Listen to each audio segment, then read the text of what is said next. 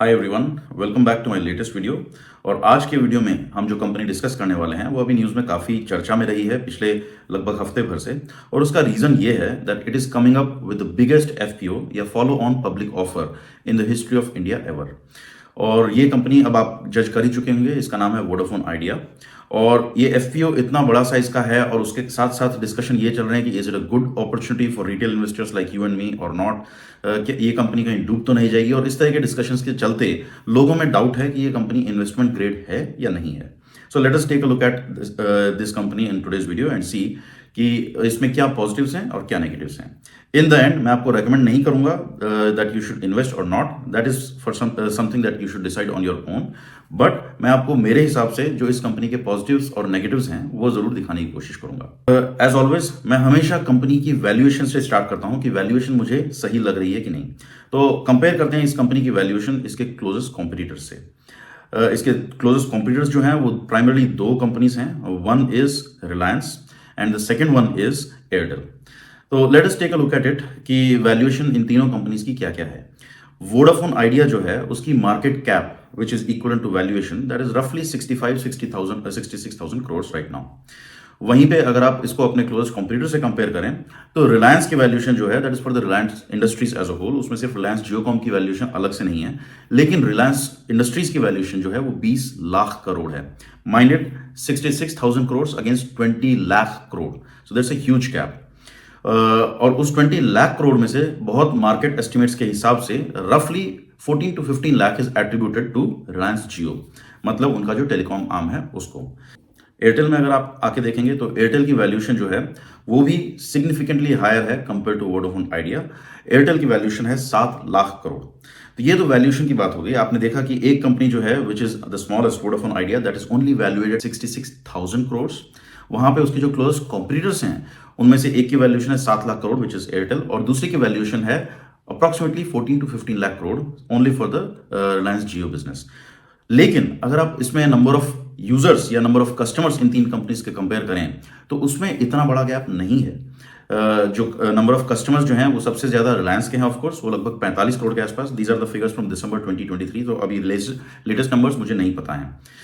वहीं पे अगर आप एयरटेल के नंबर ऑफ कस्टमर्स देखेंगे तो वो लगभग 38 करोड़ के आसपास हैं, और वहीं पे वोडाफोन के जो हैं वो 22 से 23 करोड़ के आसपास हैं एंड ऑफ दिसंबर।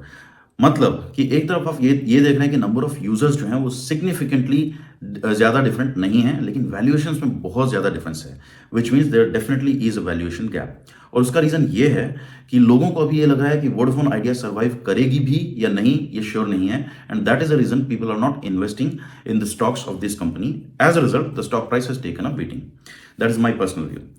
वहीं पे अब आते हैं दूसरी तरफ, क्योंकि वैल्यूएशन के डिस्कशन के बियॉन्ड बहुत सारी बाकी चीजें भी हमें कंपेयर करनी चाहिए, जैसे operations and the investments that the management is willing to make in the company. तो उसके लिए वोडाफोन आइडिया में रिसेंटली कुछ मेजर चेंजेस हुए हैं in the company as a whole. The first biggest change is कि government of India Vodafone Idea का एक मेजर शेयर होल्डर बन गया है। Almost 32% shares government of India के पास हैं इस कंपनी के। उसका रीजन ये था कि Vodafone Idea was not able to pay its dues to the government of India, और गवर्नमेंट ऑफ इंडिया ने बोला कि ठीक है तुम हमें शेयर्स इश्यू कर दो इन ड्यूज के एवज में, we become your share holder, and as a result the company is partly owned by government of India, और उनने वो जो ड्यूज हैं वो वेव ऑफ कर दिए हैं। तो एक तरह से कंपनी के लिए बेनिफिशियल ये हुआ कि company does not have to shell out cash to pay those dues. अब फ्यूचर के जो ड्यूज हैं उनके लिए जरूर कंपनी को गवर्नमेंट ऑफ इंडिया को पैसा देना पड़ेगा, लेकिन पास्ट ड्यूज जो हैं वो काफी हद तक मोर और लेस सेटल्ड हैं। That is one thing. The second thing that has happened is कि वोडाफोन आइडिया के जो ओनर्स हैं, बेसिकली जो Birla group and Vodafone group, उसमें से भी बिरला ग्रुप ने अभी काफी एक्टिवली इसमें इनिशिएटिव लिया है और वो कैपिटल रेज करने में लगे हुए हैं। उनने साथ ही साथ अपने लगभग इस 2100 से 2200 करोड़ इन्वेस्ट भी किए हैं कंपनी में recently as equity, to basically demonstrate to larger share holders या to future share holders that they are serious about running the business. मेरे हिसाब से उसका रीजन ये है कि the Birla group also realises that there is a huge value to be unlocked in this sector. अगर आप इस सेक्टर में प्रेजेंट हैं तो आप इससे कनेक्ट करके यूजर्स, बिकॉज आपके डायरेक्ट कनेक्शन में रहते हैं, you can basically branch off into several related businesses like financial services, like e commerce etcetera. और इसीलिए उस वैल्यू को रियलाइज करते हुए Birla group is willing to invest. साथ ही साथ जब गवर्नमेंट ने इसमें इक्विटी टेक ओवर करी तो उस इक्विटी टेक ओवर से पहले मार्केट में न्यूज़ चल रही थी that the Birla group is not really eight good terms with the government of India. लेकिन उस इक्विटी टेक ओवर के बाद ऐसा लगने लगा है कि शायद गवर्नमेंट ऑफ इंडिया और बिरला ग्रुप जो है they are also trying to align their interest and they are also trying to work together, so that is also a positive. अब आते हैं ऑपरेशंस पे।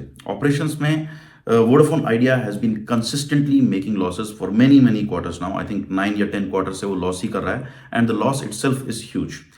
वो एक बहुत बड़ा चैलेंज है। लेकिन अगर ये बिजनेस सर्वाइव कर जाता है and they are able to basically retain their customers and turn the business around, then with its 22 crore existing customers, they can have the potential to grow it further and they can have the potential to compete against Reliance and against Airtel. So downside इसमें invest करने का बहुत कम है, upside मेरे हिसाब से काफी अच्छा हो सकता है, because in my view the biggest share holders of the company which is the Birla group and the Vodafone Group and Government of India, they are all serious about making it survive. Lastly, FPO में invest करने का एक और positive ये है कि अभी share price जो चल रहा है दैट इज रफली अराउंड 12 to 13 रुपीज, लेकिन FPO में जो ऑफर प्राइस है वो 10 से 11 रुपए का है। मतलब आपको 10% डिस्काउंट ऑलरेडी मिलेगा इस पे, प्रोवाइडेड आगे शेयर प्राइस बढ़ता ही रहे।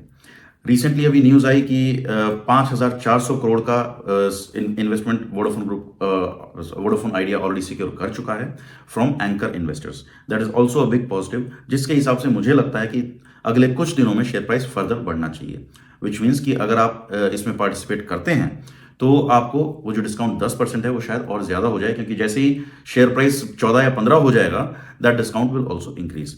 सो overall these are the positives and negatives in my view. अगर आपको इसके बाद डिसीजन लेना है तो please look at the financials, look at the other parameters that I always say you should research yourself and then make a decision whether you want to invest in this or not. Video अच्छा लगा तो please like, share and subscribe. अच्छा नहीं लगा तो please मुझे बताइए why, and साथ ही साथ if you want me to pick up a stock for investments please let me know what and I will definitely include it in my analysis.